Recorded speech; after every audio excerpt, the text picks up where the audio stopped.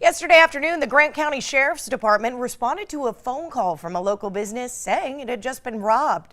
Police departments from several Minnesota counties responded, and an investigation revealed that the robber did not use any weapons and is not currently a threat to the community. That robber fled with an undisclosed amount of money, and no further details are available at this time. The case is currently still active. And now to a developing story we first broke right here on the Valley today. A man was found dead in a camper yesterday morning in Moorhead after the pickup it was attached to caught on fire. Police were called to the fire along First Avenue North in Moorhead, which is near Churches United. Fire crews found the body of a man as they entered the camper to put out the blaze. Police say the cause of death and the fire itself are under investigation at this time. That man's body is being taken to medical examiners in Ramsey County. Fargo fire officials say an unattended campfire at a homeless encampment is to blame for a fire near the Veterans Memorial Bridge on Wednesday morning. Those experiencing homelessness across the Red River Valley have been an increasingly big community concern. This is now the second encampment fire in the past 2 months. FargoCast Public Health says shelter space in our community is not sufficient to meet the needs of the number of individuals who seek shelter. I don't believe the police raiding encampments is effective because there's still no place for the people to go, and then they're back trying to accumulate what little possessions they acquired to be able to survive. Fargo, Moorhead, and West Fargo city leaders have also talked about forming a task force to talk about concerns with homelessness. But from what we can tell right now, that has not come together quite yet. Fargo police need your help finding a 14-year-old girl. They say Miley Briggs ran away from home. She was last seen yesterday afternoon in South Fargo. She's 5'2", 125 pounds, blue eyes and blonde hair. She was last seen wearing a blue-gray winter coat, jeans, blue sweater, and a white backpack. Call the number up on your screen if you have any information on her whereabouts. Time now for a current look at our travel maps this morning. If you're anything like me, you woke up and sprang to the window to see just what we were getting ourselves into before we head out the door for our Friday morning commute. Taking a look at the state of North Dakota as a whole, thanks to North Dakota Department of Transportation. You can find this available on our website. Head to valleynewslive.com.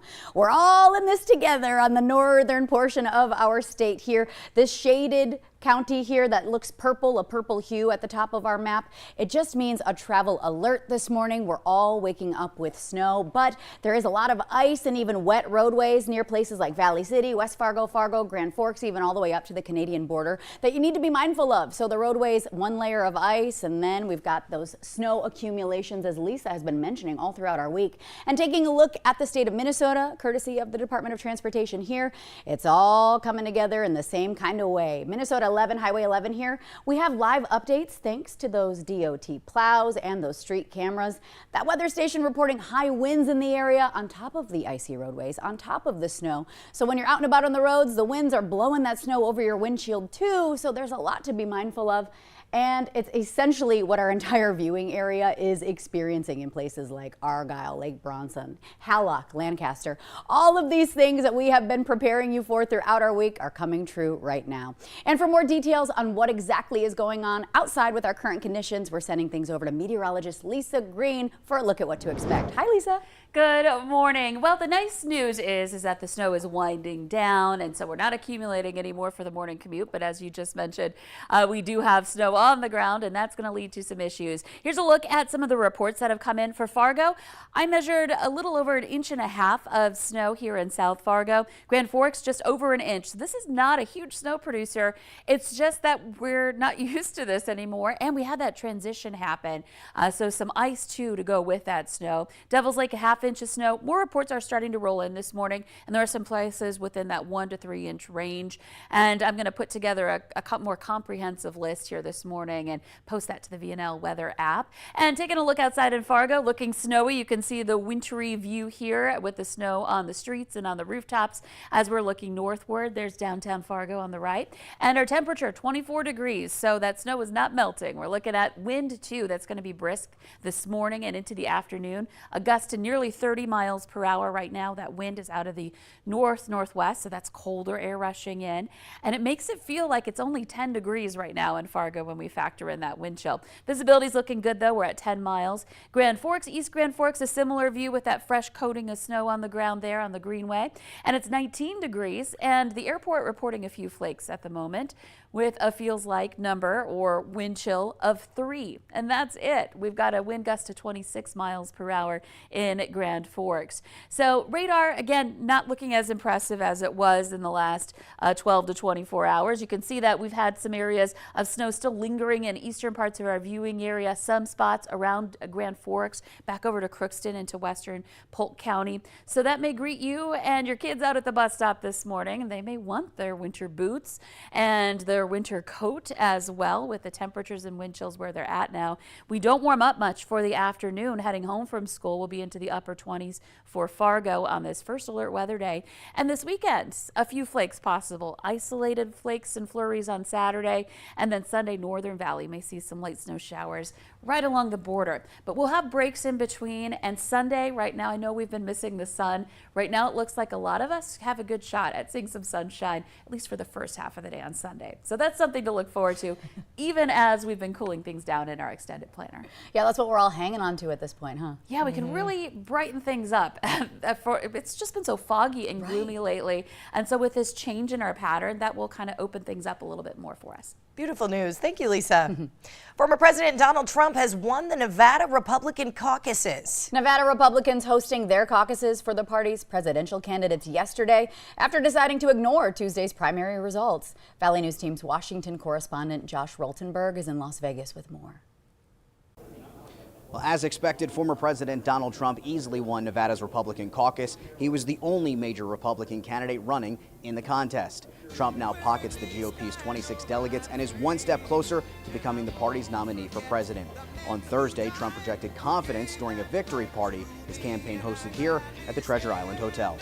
I just want to really thank the great people of Nevada. Get ready. We're going to get out there. We're going to win. We're going to have a great election. We're going to turn our country around. You're going to be so happy. Former South Carolina Governor Nikki Haley, who lost Nevada's state-run Republican primary Tuesday to an option labeled none of these candidates, says she is staying in the race. Just know, I'm not going anywhere.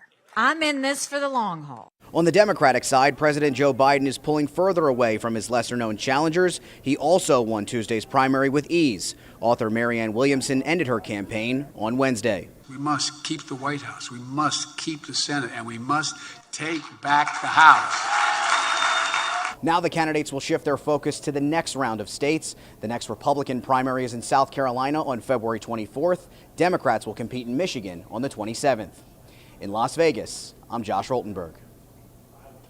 Yesterday, the Supreme Court heard arguments about whether Colorado can ban Republican frontrunner Donald Trump from the ballot completely.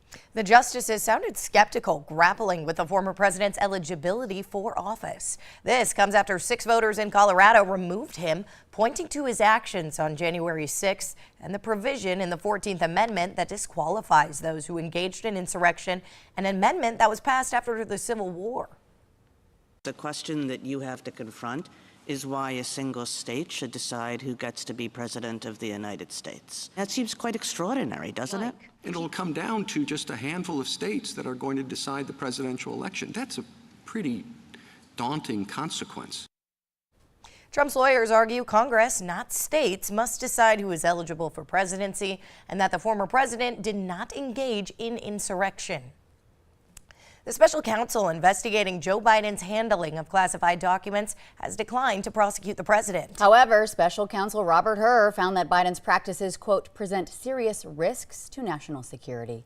Among the classified documents the report says Biden retained were details about the 2009 Afghanistan troop surge. The report says Biden willfully retained and disclosed classified materials, but they say the evidence, quote, does not establish Mr. Biden's guilt beyond a reasonable doubt. Well, the preliminary numbers are in for Giving Hearts Day 2024, and it looks like we've got a new record set. The numbers show that more than $29 million was raised in the 24-hour fundraising event just yesterday. And listen to this, it broke last year's record by nearly $3 million. Officials say the final numbers will be released once all of the data is verified. San Francisco holding another day of practice as the team gets ready for Super Bowl 58 against Kansas City and Las Vegas this weekend. The big game will be the 9th rematch in Super Bowl history of the two teams. Most recently, the Chiefs defeated the 49ers when they met on game day in 2020. The Super Bowl airs. Whoopsies. Excited for the Super Bowl. The Super Bowl airs this Sunday on CBS, which you can watch locally on KXJB. We do have an update. Miley Briggs confirmed to be found safe by Fargo police overnight. We just wanted to get that information out there. Miley Briggs located and found safe. Have a wonderful day, everybody. Take care.